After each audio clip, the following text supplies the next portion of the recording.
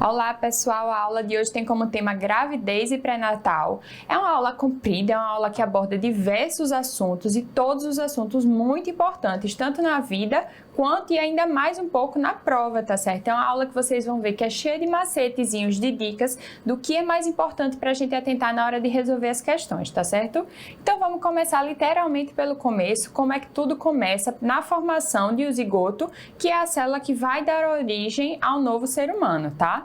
Então, o que é que a gente tem? A gente tem aqui o óvulo, que vai se encontrar com o espermatozoide, geralmente na ampola tubária, que é essa porção mais central da tuba, entre o infundíbulo e o istmo, tá certo? Então, encontrando aqui, a gente tem a formação do zigoto, que é uma célula diploide, que vai começar a se dividir, sofrer um processo de clivagem, em que vai formando pequenas células dentro, tá certo? Durante esse processo de clivagem, que começa cerca de 30 horas após a fecundação, vai aumentando o número de células. Quando ela começa a chegar a ter 16 células, a gente vai passar a chamá-la de mórula, tá? A mórula ainda vai estar aqui, ó, andando pela tuba uterina até o terceiro dia.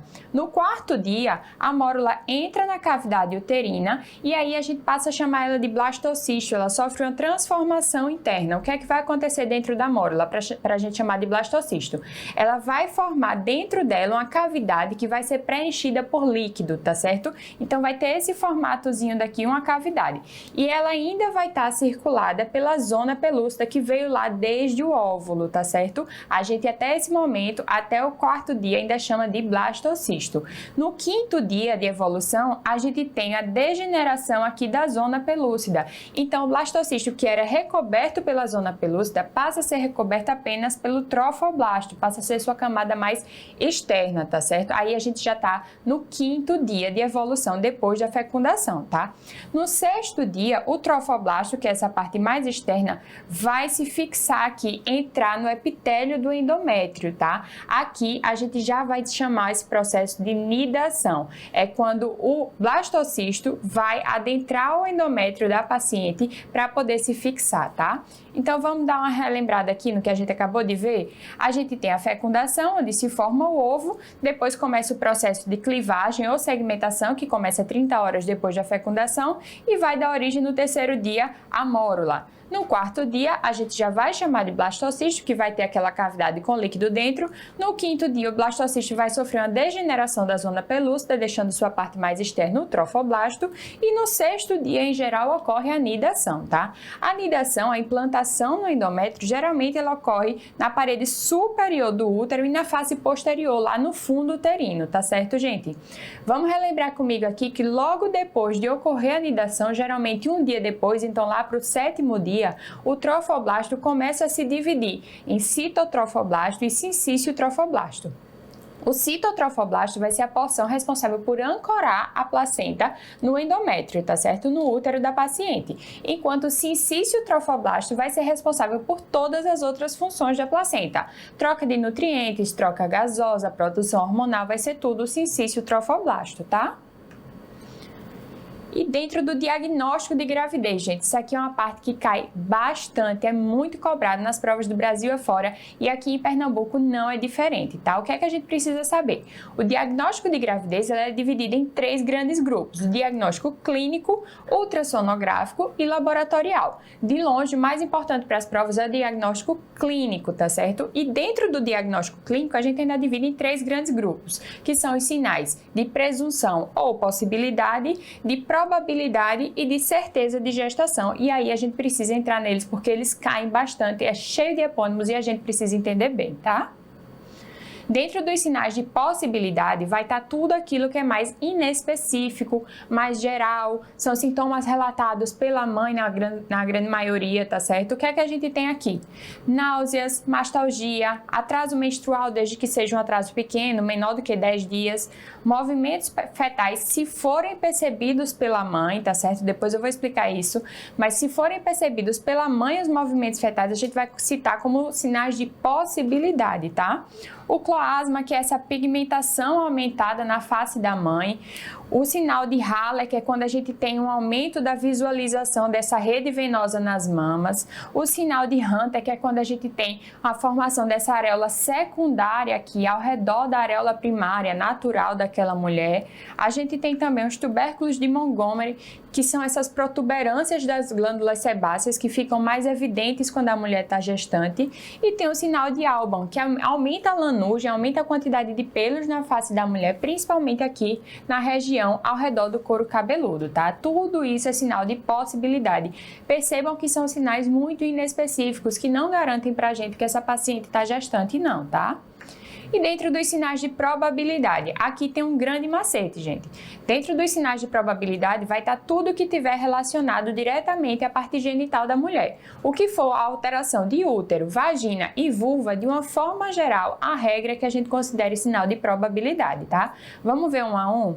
O único que escapa disso é o atraso menstrual, que se a gente considerar um atraso de 10 a 14 dias, a gente vai dizer que é um sinal de probabilidade, porque a chance de acontecer uma gestação nessa situação já é maior, tá? Vamos lá, o sinal de Egal. O que é o sinal de H? É quando a gente tem esse aumento do amolecimento do istmo cervical. Então, se o istmo está amolecido, a gente consegue fazer essa movimentação antero-posterior do colo com mais facilidade, tá? Sinal de pisca-seque. O que é isso, gente? É essa assimetria do formato do útero. Por que o útero está assimétrico? Porque em algum local dele houve a implantação do embrião e nesse local onde o embrião se implantou vai crescer mais do que o restante do útero. Então, o útero vai ficar assimétrico. Como é que a gente faz para lembrar disso? A gente lembra que quando a gente pisca, a gente fica assimétrico, tá certo? Sinal de pisca-seque é a simetria do útero. Sinal de Nobile e Boudin. O que é isso? Aqui a gente vai fazer o toque vaginal e no toque, quando a gente toca lá no fundo de saco de Douglas, a gente percebe que por trás dele existe uma estrutura, que é o próprio útero que está aumentado, tá certo? Então aqui numa mulher não grávida, a gente palpa o fundo de saco e percebe que atrás não tem nada. Na mulher grávida, a gente sente que atrás está o útero, tá? Como é que a gente faz para lembrar? A gente imagina que o bebê está sentadinho aqui no útero e a gente chama de sinal de Nobile e bundinha. A gente está palpando ali a bundinha do bebê, tá certo? E o sinal de Goodell? Aqui a gente tem um amolecimento do toque mesmo. Quando a gente toca, a gente sente que o colo uterino está com a consistência mais amolecida. Diretamente pela consistência a gente percebe, tá bom?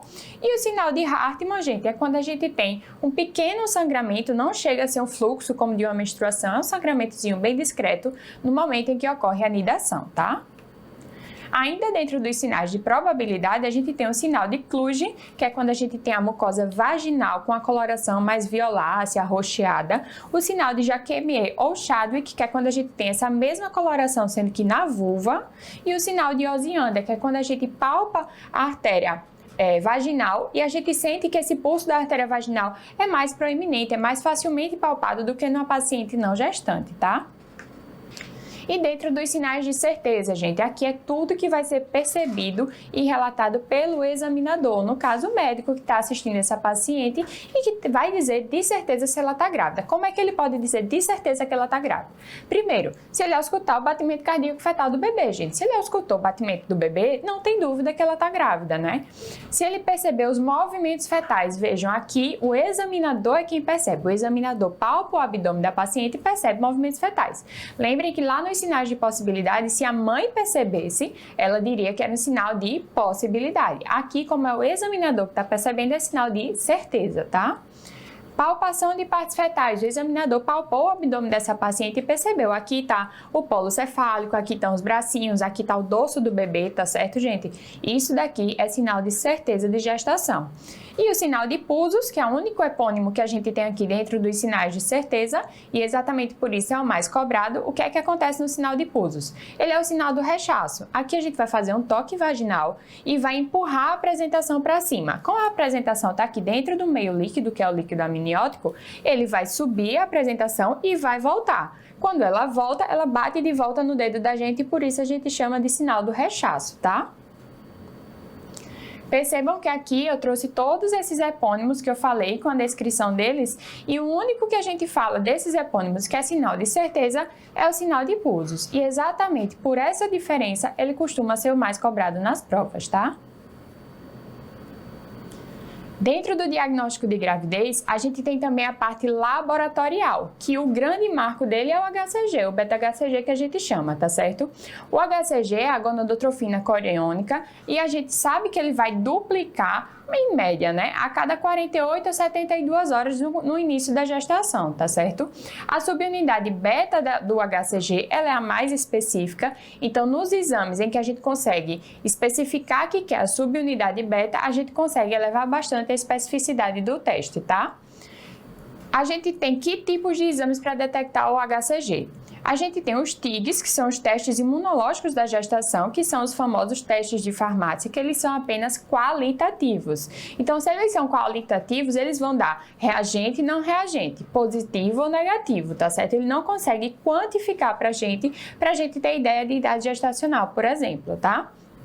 Os testes radioimunológicos, que já são quantitativos, e o ELISA, que é o melhor dentre os testes quantitativos, porque a gente consegue pedir especificamente a subunidade beta, e ele é o melhor, o mais específico para a gestação, tem menos chance de falso positivo, tá certo, gente? Se a gente tem no ELISA valores acima de 1000, a chance de falso positivo é praticamente nula, é muito baixa mesmo, tá? E dentro do diagnóstico ultrassonográfico, o que é que a gente precisa saber? A gente precisa saber que o transvaginal ele é muito melhor do que o abdominal. Quando a gente fala em muito melhor, é porque quando a gente faz o ultrassom transvaginal, em geral, a gente consegue ver as alterações com uma semana de antecedência em relação ao ultrassom abdominal. Como assim, Aline? As estruturas que eu vejo no ultrassom transvaginal com 4 semanas, eu só consigo ver no abdominal quando já está com 5 semanas, tá certo? Geralmente, no início da gestação, essa diferença de uma semaninha entre eles, tá? O que é que a gente usa? No ultrassom, no começo da gravidez, a gente usa para determinar a idade gestacional. A ultrassom de primeiro trimestre, especificamente entre 6 e 12 semanas, a gente consegue fazer o comprimento cabeça-nádega. E ele é o parâmetro mais importante para a gente determinar a idade gestacional de uma paciente, tá? O que é que a gente precisa saber dentre os marcos ultrassonográficos do início da gestação? A gente precisa saber as datas em que vai ter certas alterações na ultrassom, tá? Que a gente vai conseguir ver certas alterações no ultrassom. Com 4 semanas, em média, a gente consegue ver o saco gestacional, tá? Então, a gente vai fazer ultrassom transvaginal e vai ver essa estrutura anecóica aqui no endométrio da paciente, com 4 semanas. Entre 5 e 6 semanas, a gente já consegue ver a vesícula vitelina, tá certo? Na vesícula vitelina, a gente vai ver esse anel hiperecóico com conteúdo hipoecóico dentro, tá? E com 6 a 7 semanas, a gente já consegue detectar aqui o embrião e, na maioria dos casos, a gente consegue detectar também já o batimento cardíaco fetal, tá certo, gente? É importante saber disso, isso aqui é cobrado em prova, esses daqui são os principais que a gente precisa saber. Mas é importante também a gente saber sobre o limite discriminatório, que é isso? É um valor a partir do qual a gente precisa achar o saco gestacional no útero. Como é isso? Se eu tenho um beta-HCG acima de 1.500, eu preciso achar pelo menos o saco gestacional no útero dessa paciente. Se eu faço ultrassom transvaginal numa paciente que o beta-HCG deu maior do que 1.500 e não tem saco gestacional, eu sou obrigada a procurar investigar ou abortamento ou gestação ectópica, tá certo?